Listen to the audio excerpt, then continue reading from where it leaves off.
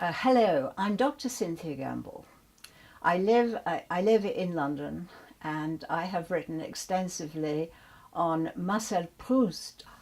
As part of my work, I developed courses there, and in particular I organised seminars. And one day I knocked on the door of the Gampel Gallery in central London and met René, and also met his mother, Kay. And that was really how the friendship started. And René and Kay very kindly allowed me to use the Gampel Gallery, the Gampel Fils Gallery, I should say correctly, for a series of seminars on Proust. And with their close connection with Proust, they were delighted to do this. And one day, a man came in who started talking to me very forcefully, in French, I think, and it turned out to be Jean Gampel. I had not met him before, but we immediately had a rapport and got on very well. And Jean invited me to his salon the following Sunday. Jean gave me a copy of this book, the Journal d'un collectionneur, the French edition of extracts from the diaries of his father. And I recall seeing these diaries.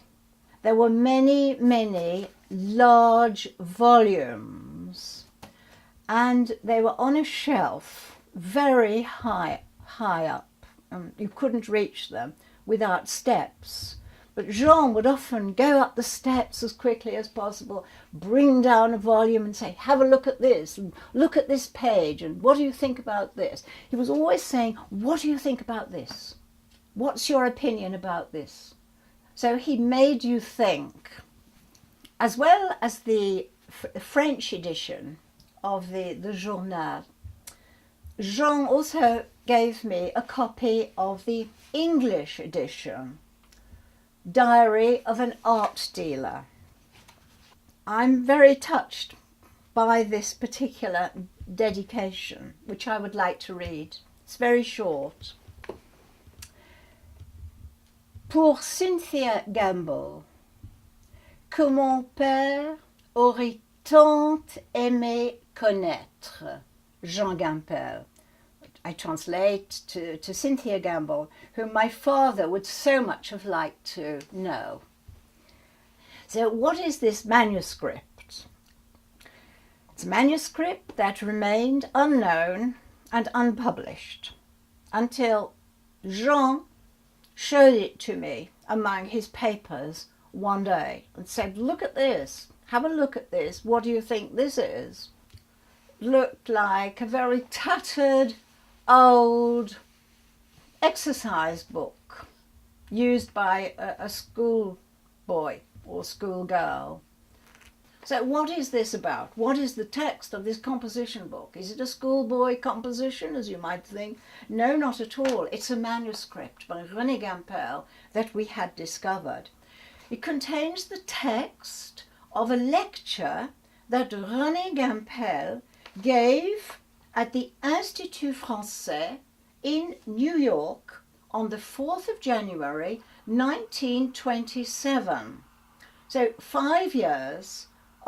nearly 5 years after Proust's death.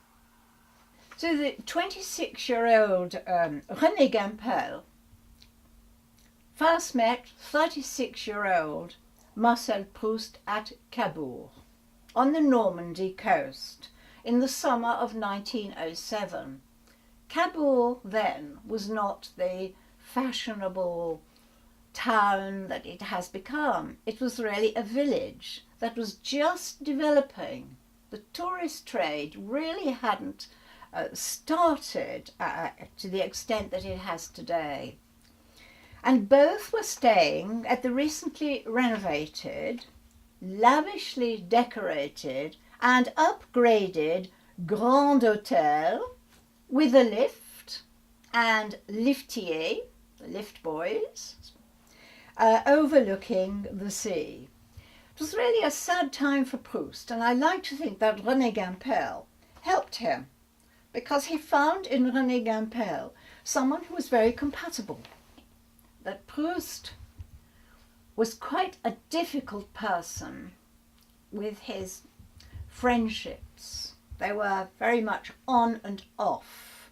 And Proust was a person who could take offense very easily for nothing at all. And people were constantly having to come to him and apologize for something they hadn't done. Proust was hypersensitive.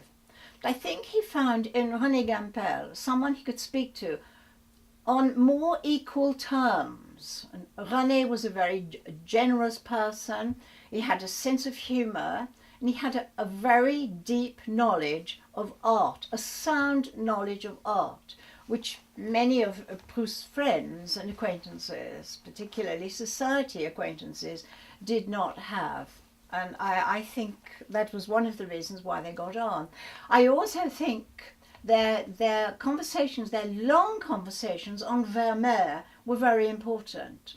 And I think to some extent that Swann, Charles Swann, in Proust's novel has been created on the basis of some of the aspects of René Gampel. You have the Vermeer connection. Swann was an art collector. He was writing about Vermeer. He loved going out in society, liked to know the right people. He lived in central Paris. So they had lots of things in common. And René invited Proust to his marriage. And here is an example of Proust taking offense. Why did he take offense?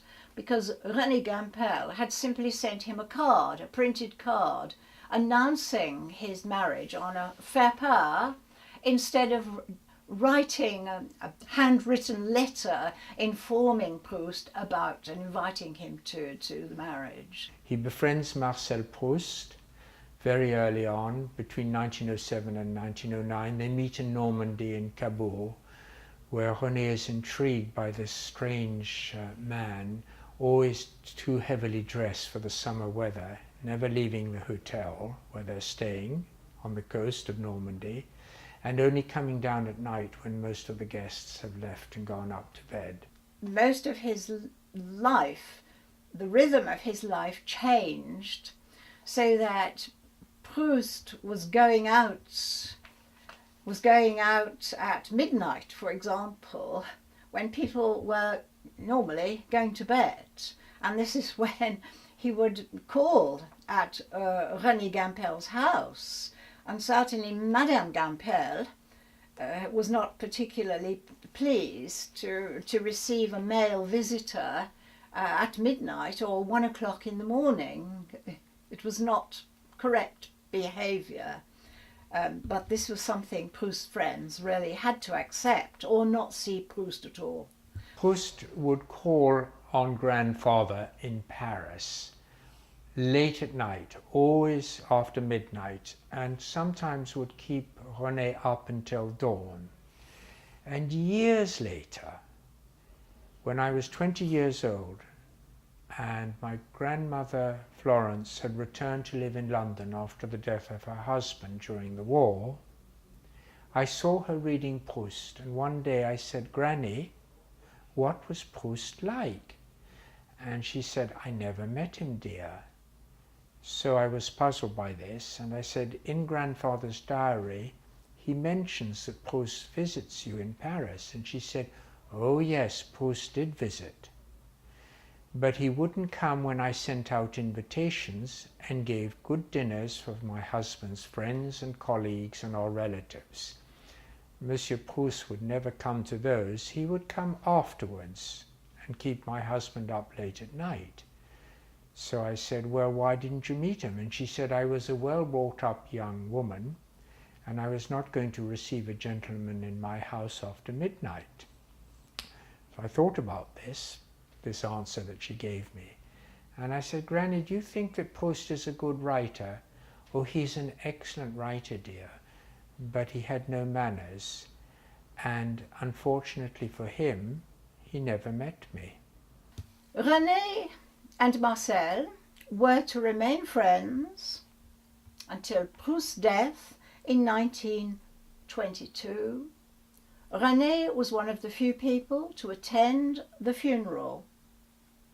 And it's also interesting to learn from this manuscript that Gampel continued to attend the memorial masses in honor of Proust, in memory of Proust, for several years after Proust's death. He refers to them and sadly mentions that fewer and fewer people are attending. René remains friends, if one can remain a friend with Proust, right up until his death, and there is an exchange of correspondence. Now, I want to talk about how René Gampel speaks about Proust's way of dressing. We know that René Gampel was quite a smart, keen dresser. We have beautiful photographs of him, always impeccably dressed. In this one in particular, a very handsome man. So I like to imagine him at Cabourg, smartly dressed as well. But that's not so true of Proust. And Gampel comments about Proust, and they joke about the way Proust dresses. And in the manuscript, René describes this. He describes a thick wool twill overcoat with numerous heavy linings dating from years gone by. It was so faded, it looked stained. It made me laugh. So he's obviously joking with Proust about the dreadful way he dresses. Do remember that he hasn't got Maman with him to look after his wardrobe at this stage. And in a letter, in the manuscript I refer to, Proust, this is 1920, 2 years before Proust dies, he takes pleasure in reminding Gampel of a particular coat and a lining of the coat, and of their happy times together in Cabourg.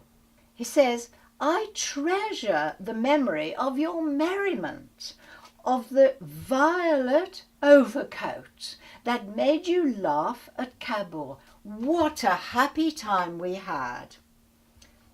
I cannot wear it now, because the moths, you know, those experts in wool, have judged the outer part excellent and have taken it over.